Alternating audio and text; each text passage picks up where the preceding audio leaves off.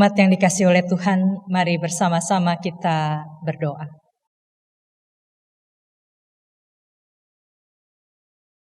Kami bersyukur kepadamu ya Allah, karena di dalam Kristus kami menemukan sosok gembala yang baik, yang memelihara hidup kami dengan limpahnya. Karena itu sebagai rasa syukur kami mau memberi diri kami untuk tunduk kepada kehendak-Mu. Mari ya Allah, ajarlah kami, dan biarlah Roh-Mu yang kudus memampukan kami untuk menurut pada kehendak-Mu dan melakukan apa yang Engkau kehendaki itu dalam keseharian kami. Di dalam Kristus, Gembala kami yang baik, kami berdoa. Amin.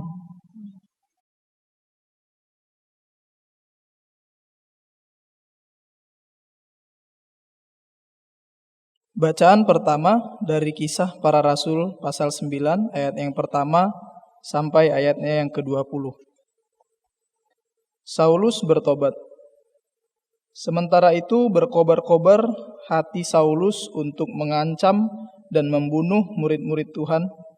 Ia menghadap imam besar dan meminta surat kuasa daripadanya untuk dibawa kepada majelis-majelis Yahudi di Damsyik, supaya jika ia menemukan laki-laki atau perempuan yang mengikuti jalan Tuhan, ia menangkap mereka dan membawa mereka ke Yerusalem.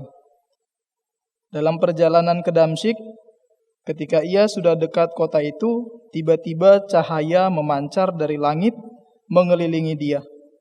Ia rebah ke tanah dan kedengaranlah olehnya suatu suara yang berkata kepadanya, "Saulus, Saulus, mengapakah engkau menganiaya aku?" Jawab Saulus, "Siapakah engkau, Tuhan?" Katanya, "Akulah Yesus yang kau aniaya itu. Tetapi bangunlah dan pergilah ke dalam kota, di sana akan dikatakan kepadamu apa yang harus kau perbuat." Maka termangu-mangulah teman-teman seperjalanannya, karena mereka memang mendengar suara itu, tetapi tidak melihat seorang juga pun. Saulus bangun dan berdiri, lalu membuka matanya, tetapi ia tidak dapat melihat apa-apa. Mereka harus menuntun dia masuk ke Damsyik. 3 hari lamanya ia tidak dapat melihat, dan 3 hari lamanya ia tidak makan dan minum. Di Damsyik ada seorang murid Tuhan bernama Ananias. Firman Tuhan kepadanya dalam suatu penglihatan, "Ananias," jawabnya, "Ini aku, Tuhan."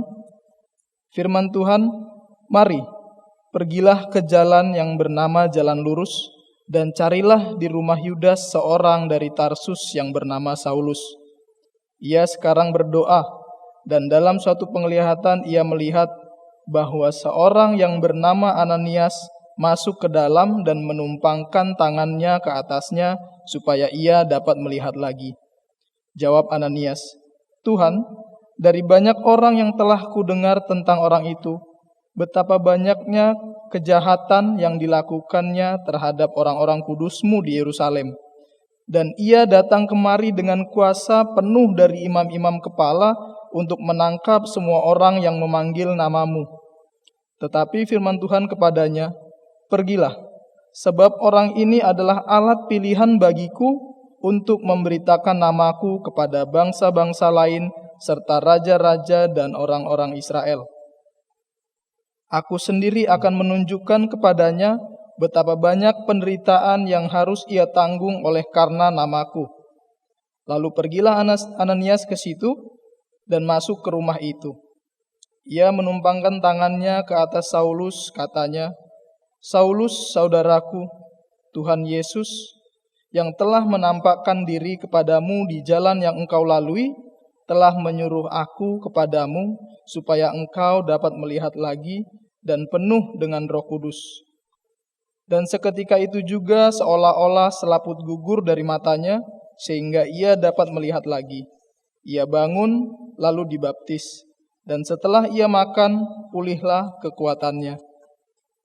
Saulus tinggal beberapa hari bersama-sama dengan murid-murid di Damsyik. Ketika itu juga ia memberitakan Yesus di rumah-rumah ibadat dan mengatakan bahwa Yesus adalah Anak Allah. Demikianlah sabda Tuhan. Syukur pada Allah.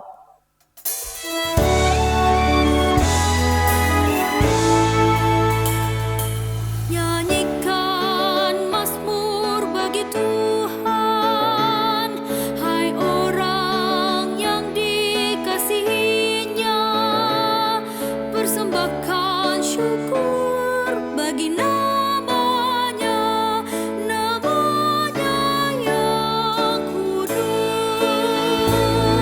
Nyanyikan mazmur bagi Tuhan, hai orang yang dikasihi-Nya. Persembahkan syukur bagi nama-Nya, nama-Nya yang kudus.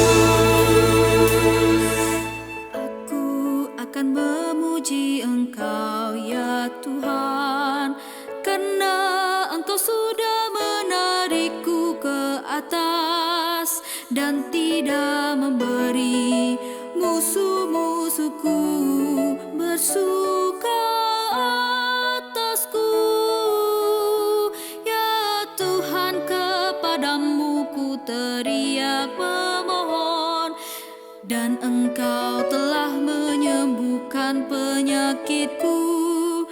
Kau telah mengangkatku dari kematian, Kau hidupkan aku.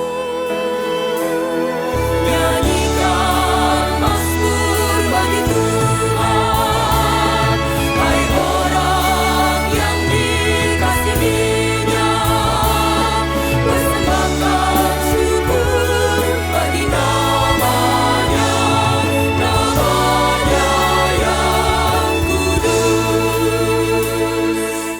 Hanyalah sesaat Ia murka padamu, namun sepanjang hidup murah hati padamu. Di sepanjang malam ada ratap tangis, di pagi sorak-sorai. Dalam kesenangan hatiku berkata padamu, aku takkan goyah selamanya ya Tuhan. Kau tempatkan aku atas gunung-gunung yang kokoh dan teguh. Nyanyikan mazmur bagi Tuhan, hai orang yang dikasihi-Nya. Persembahkan syukur bagi nama-Nya, nama-Nya yang kudus. Padamu ya Tuhan aku datang berseru, apakah untungnya tertumpahnya darahku? Kalau aku turun dalam lubang kubur, dapatkah debu bersyukur? Kasihani aku Tuhan, dengarlah penolong. Aku yang meratap Kau ubah menari-nari, kain kabung Kau buka, pinggangku Kau ikat dengan sukacita. Nyanyikan mazmur bagi Tuhan, hai orang yang dikasihi-Nya. Persembahkan syukur bagi nama-Nya, nama-Nya yang kudus. Agar jiwaku nyanyikan mazmur bagimu, janganlah berdiam diri wahai jiwaku. Ya Tuhan Allahku, ku nyanyikan syukur selamanya bagimu. Nyanyikan mazmur bagi Tuhan, hai orang yang dikasihinya. Persembahkan syukur bagi namanya, namanya yang kudus. Bacaan kedua diambil dari surat Wahyu pasal 5 ayat 11 sampai dengan ayatnya yang ke-14. Maka aku melihat dan mendengar suara banyak malaikat sekeliling takhta, makhluk-makhluk dan tua-tua itu. Jumlah mereka berlaksa-laksa dan beribu-ribu laksa. Katanya dengan suara nyaring, Anak domba yang disembelih itu layak untuk menerima kuasa dan kekayaan dan hikmat dan kekuatan dan hormat dan kemuliaan dan puji-pujian. Dan aku mendengar semua makhluk yang ada di sorga dan yang di bumi dan yang di bawah bumi dan yang di laut dan semua yang ada di dalamnya berkata, bagi Dia yang duduk di atas takhta dan bagi Anak Domba adalah puji-pujian dan hormat dan kemuliaan dan kuasa sampai selama-lamanya. Dan keempat makhluk itu berkata, Amin. Dan tua-tua itu jatuh tersungkur dan menyembah. Demikianlah sabda Tuhan. Syukur kepada Allah. Injil Tuhan kita Yesus Kristus pada minggu ini diambil menurut Injil Yohanes pasal 21 ayat 1 sampai 19. Kemudian Yesus menampakkan diri lagi kepada murid-muridnya di pantai Danau Tiberias, dan ia menampakkan diri sebagai berikut. Di pantai itu berkumpullah Simon Petrus, Thomas yang disebut Didimus, Nathanael dari Kana yang di Galilea, dan anak-anak Zebedius dan 2 orang murid yang lain. Kata Simon Petrus kepada mereka, Aku pergi menangkap ikan. Kata mereka kepadanya, Kami pergi juga dengan engkau. Maka mereka berangkat lalu naik ke perahu, tetapi malam itu mereka tidak menangkap apa-apa. Ketika hari mulai siang, Yesus berdiri di pantai. Akan tetapi murid-muridnya itu tidak tahu bahwa itu adalah Yesus. Kata Yesus kepada mereka, Hai anak-anak, adakah kamu mempunyai lauk pauk? Jawab mereka, Tidak ada. Maka kata Yesus kepada mereka, Tebarkanlah jalamu di sebelah kanan perahu, maka kamu akan peroleh. Lalu mereka menebarkannya dan mereka tidak dapat menariknya lagi karena banyak ikan. Maka murid yang dikasihi Yesus itu berkata kepada Petrus, Itu Tuhan. Ketika Petrus mendengarnya bahwa itu adalah Tuhan, maka Petrus mengenakan pakaiannya sebab ia tidak berpakaian, lalu terjun ke dalam danau.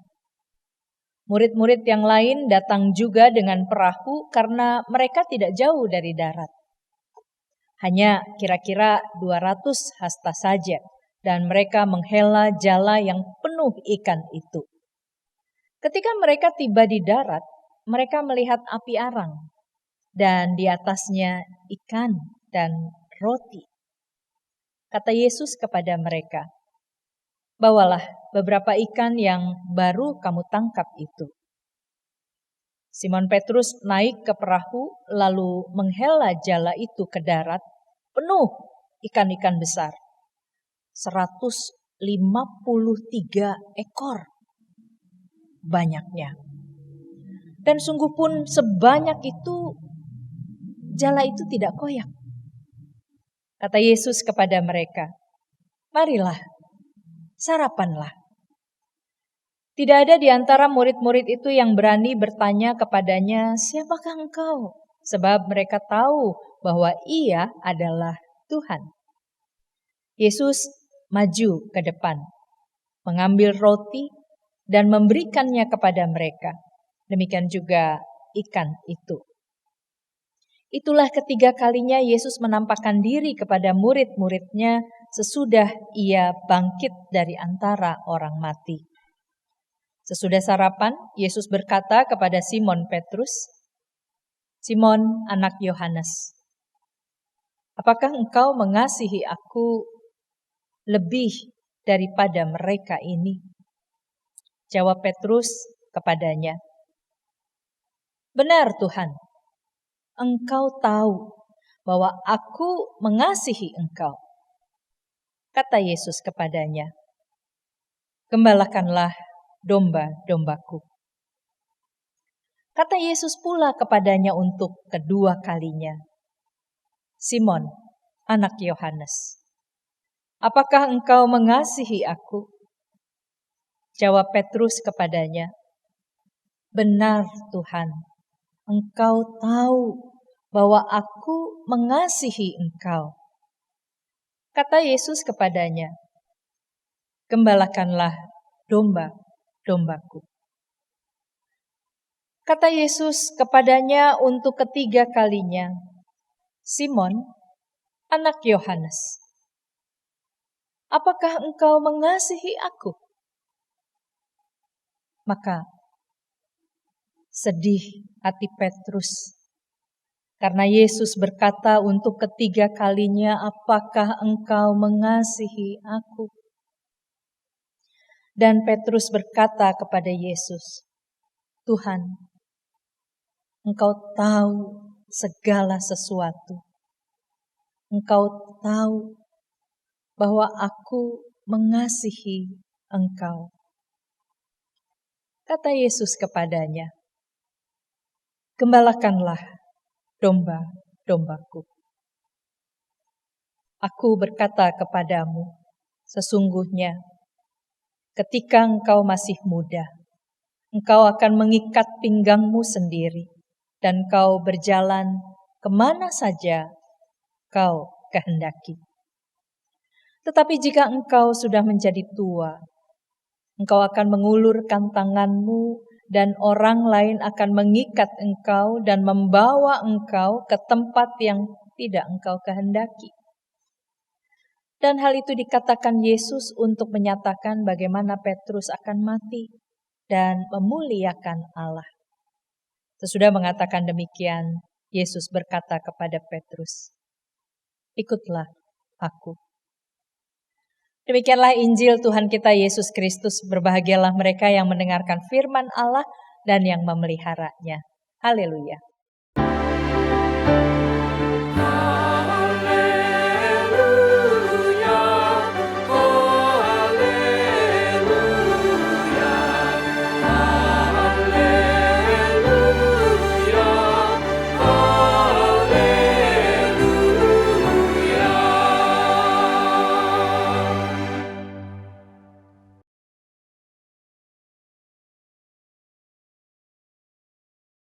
Saudara-saudara yang dikasihi oleh Tuhan, seorang filsuf yang bernama Michael Foucault, dia membuat definisi tentang kekuasaan. Ada beberapa kekuasaan yang dimiliki oleh manusia. Satu kekuasaan yang diidentifikasi adalah bernama sovereign power. Ya. Kekuasaan ini adalah jenis kekuasaan yang mau menguasai, jenis kekuasaan yang mau membuat orang lain tunduk terhadap dia, mengikuti semua kemauannya, menurut pada apa yang diinginkannya. Karena itu dalam relasi seperti ini sebetulnya tidak ada ketulusan, melulu hanya rasa takut. Tidak ada cinta kasih, melulu karena tidak ada pilihan lain. Mau tidak mau harus tunduk pada yang berkuasa. Bacaan Injil kita hari ini menarik sekali. Bagaimana Tuhan Yesus, sosok yang berkuasa, bukan saja atas hidup, tapi juga berkuasa mematahkan kuasa kematian itu. Ternyata ketika dia datang menjumpai para muridnya, dia datang tidak mempergunakan kekuasaan yang otoriter itu. Dia tidak mempergunakan kekuasaan yang mengancam, yang membuat murid-muridnya mau tidak mau harus patuh terhadap keinginan dia. Tidak. Yesus yang bangkit, dia yang berkuasa itu justru mendatangi para muridnya dengan sebuah relasi yang menyahabati. Sebuah relasi persahabatan yang hangat. Saudara, bagaimana Tuhan Yesus menyapa mereka dengan begitu penuh perhatian ya. Anak-anak, apakah kalian mempunyai lauk pauk? Dia tidak datang dan dia tidak memeriksa, dia tidak menghakimi, dia tidak mengungkit kesalahan mereka, tidak. Tetapi dia datang dan memberi kepada para murid itu sebuah pertanyaan yang simpatik. Pertanyaan yang memperhatikan kondisi mereka, mempertanyakan keadaan mereka. Para murid diberikan sebuah ruang untuk bercerita tentang apa yang terjadi pada diri mereka. Dan ketika para murid mengatakan tidak ada lauk pauk pada mereka, saudara, lihat bagaimana apa yang terjadi. Gambar ini menarik sekali ya. Tuhan Yesus ada di depan api arang dengan ikan, dengan roti. Lalu dia mengundang para muridnya. Mari, sarapanlah. Dia datang bukan untuk dilayani, dia datang tidak minta dilayani. Dia tidak meminta imbalan atas 153 ekor ikan yang besar-besar yang dia beri kepada para murid. Tetapi dia malah menawarkan apa yang sudah dia siapkan untuk para muridnya. Sebuah relasi yang begitu hangat, sebuah relasi yang begitu terbuka ditawarkan oleh Tuhan Yesus kepada murid-muridnya. Saudara, kalau kita membaca nama-nama yang disebut oleh Yohanes ini, kita tidak asing ya. Nama Petrus, nama Thomas, nama anak-anak Zebedius. Nama-nama ini dalam tanda kutip punya cerita yang enggak enak untuk diingat. Tapi apa yang terjadi adalah ketika Tuhan mendekati mereka, Tuhan mendekati mereka tanpa menghakimi. Tuhan mendekati mereka dengan kasih yang terbuka, dengan cara yang bersahabat. Tuhan mengerti keadaan mereka, bahkan memberi kepada mereka dengan limpahnya. Bayangin murid-murid Tuhan, kalau Yudas itu sudah diganti, paling jumlahnya 12 orang ya. Kalau Tuhan Yesus memberikan kepada mereka 12 ekor ikan yang besar-besar untuk makan hari itu cukup. Atau 24 ekor lah untuk makan siang dan malam. Tapi Tuhan tidak memberi dengan pas-pasan. Dia memberi dengan limpahnya. 153 ekor ikan yang besar-besar. Bukan cuma 153 ekor yang besar. Bahkan Matius juga menceritakan bahwa Tuhan sudah menyiapkan roti, ikan yang sudah dibakar, dan dia membagikannya itu kepada murid-muridnya. Saudara yang dikasih oleh Tuhan, kita melihat bagaimana ketika Tuhan Yesus bertemu dengan para muridnya, yang dia lakukan persis adalah apa yang dibutuhkan oleh para murid. Dalam ilmu psikologi, kebutuhan dasar manusia itu antara lain ada 2 hal ya, yang paling besar, yaitu perasaan diterima. Kita membaca ayat selanjutnya mulai dari ayat yang ke-15 sampai 19. Saudara-saudara, ada sebuah cerita di sana. Tuhan Yesus bertanya sampai 3 kali.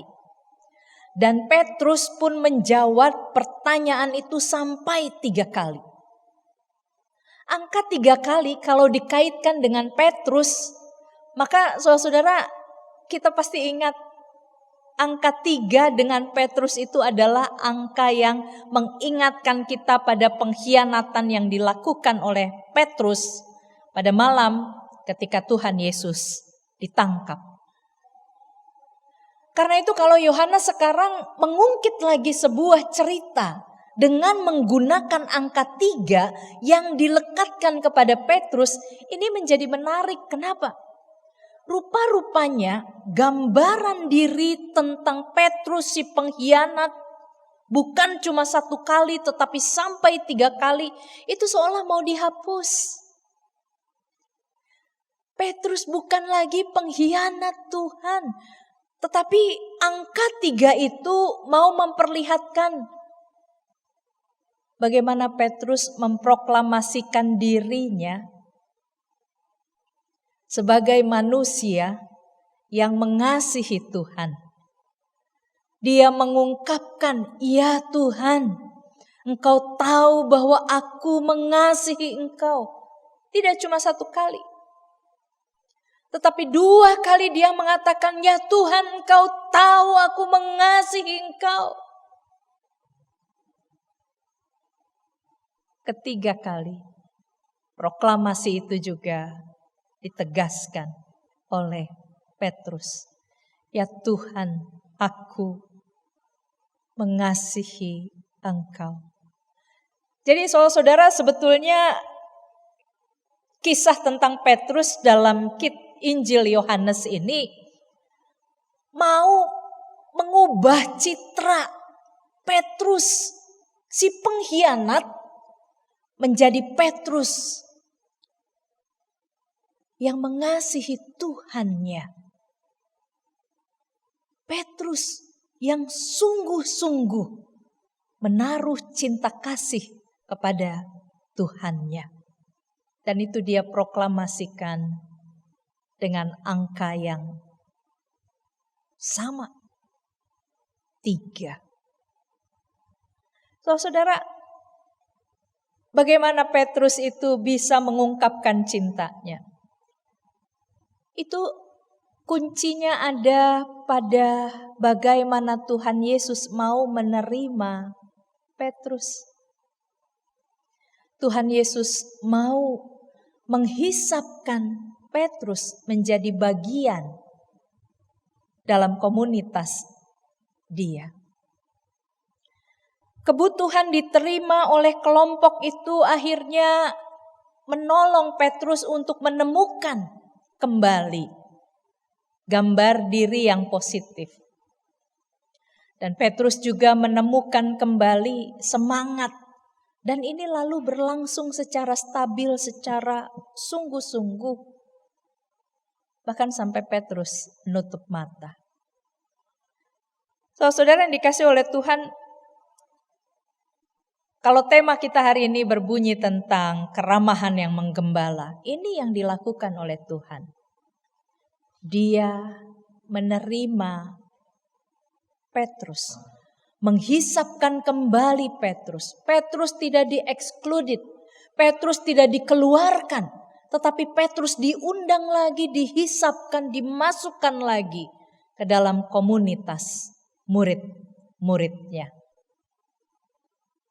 Sebuah penerimaan yang luar biasa.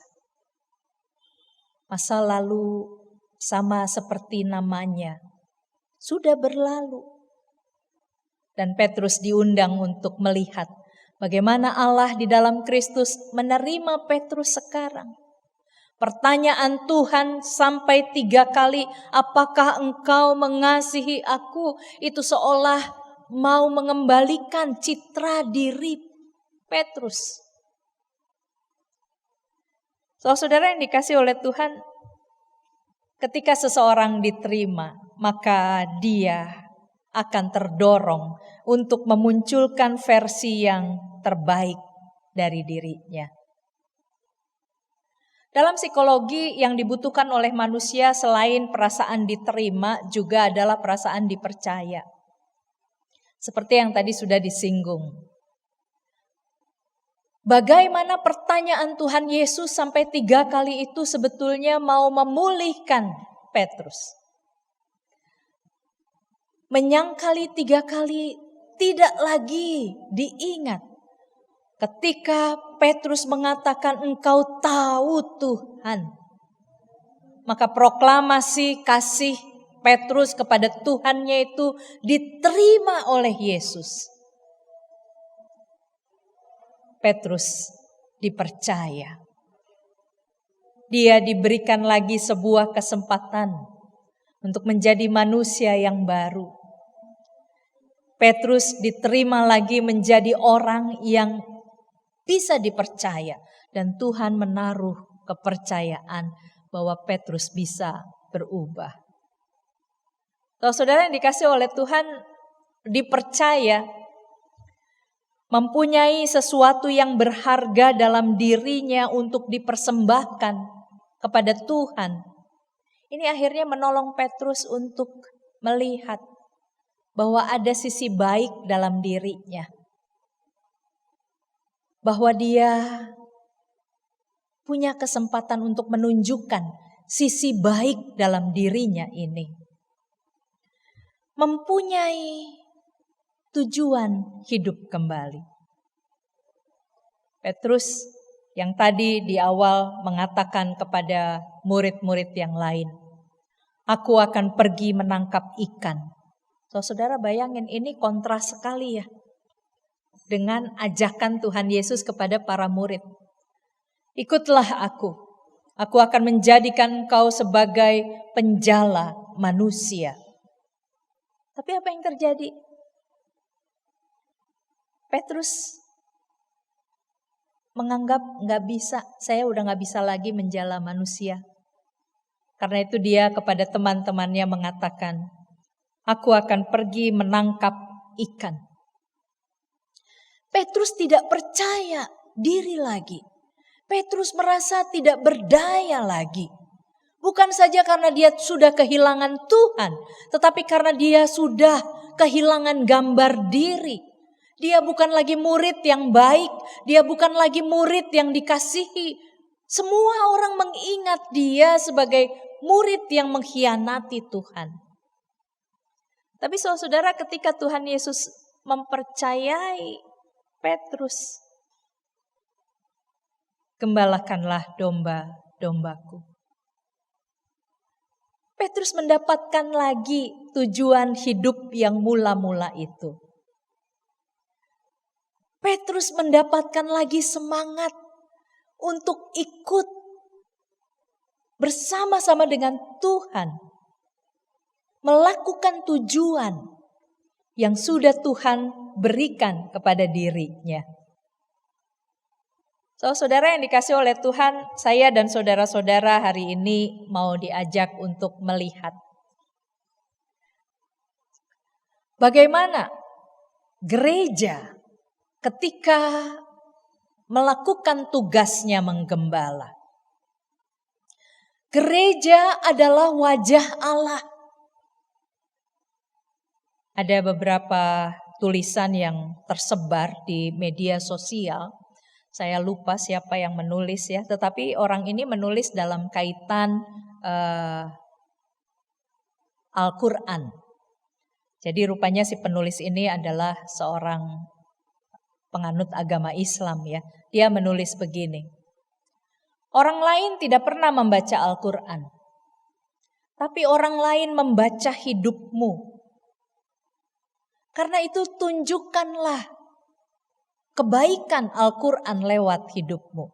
Saudara, Hal yang sama bisa kita katakan juga demikian. Dan bukankah kita sering juga menyanyi, hidupmu adalah kitab terbuka, dibaca oleh semua orang. Gereja itu adalah wajah Allah. Jadi semestinya gereja adalah tempat di mana pendosa bukan dihakimi bareng-bareng lagi, tetapi diampuni. Bagaimana pendosa diterima. Sehingga lewat penerimaan itu maka dia mengalami pemulihan. Bacaan kita yang pertama dari Kisah Para Rasul, di sana ada sebuah narasi yang indah sekali ya. Bagaimana Ananias, murid Tuhan, menolak ketika Allah mengatakan pergilah ke Damsyik. Di sana ada orang yang harus kamu temui. Ananias tahu orang itu siapa. Lalu Ananias menolak, katanya, Tuhan, aku tahu siapa dia. Aku mendengar banyak tentang dia. Dan Saulus itu adalah orang yang menyiksa orang-orang kudusmu di Yerusalem. Tetapi firman Tuhan kepada Ananias, pergilah. Sebab orang ini adalah alat pilihan bagiku. Saudara, setiap orang yang masuk ke dalam gereja, setiap orang yang saudara-saudara dan saya jumpai adalah orang-orang yang dipilih oleh Allah untuk mengalami kebaikan Allah melalui hidup kita, melalui gereja, melalui peristiwa perjumpaan kita dengan mereka. Saya dan saudara-saudara diundang untuk melakukan hal yang sama. Diana Butler mengatakan bahwa seperti Allah menyambut kita, seharusnya kita pun menyambut orang-orang lain demikian. Seperti Kristus menerima Petrus, memulihkan Petrus, bersikap ramah terhadap Petrus, mempercayai Petrus. Seharusnya saya dan saudara-saudara juga bersikap demikian terhadap anak. Bersikap ramahlah. Pakai kekuasaan yang ada pada kita untuk membangun relasi persahabatan dengan mereka. Bukan untuk menakut-nakuti dengan otoritas kita sebagai orang tua. Seperti Kristus menerima Petrus, seperti Kristus menerima Saulus. Maka terimalah semua orang yang hadir dalam hidup kita dengan tulus, sambil percaya bahwa Allah ingin memulihkan dia melalui pertemuannya dengan diri kita.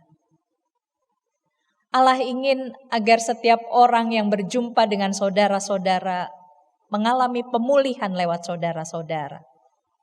Allah ingin agar setiap orang yang berjumpa dengan saudara-saudara mengalami pertolongan melalui saudara-saudara. Allah ingin setiap orang yang berjumpa dengan saudara-saudara menemukan kasih Allah melalui saudara-saudara. Keramahan yang menggembala itu harus menjadi bagian dari kita, terutama dari gereja. Amin.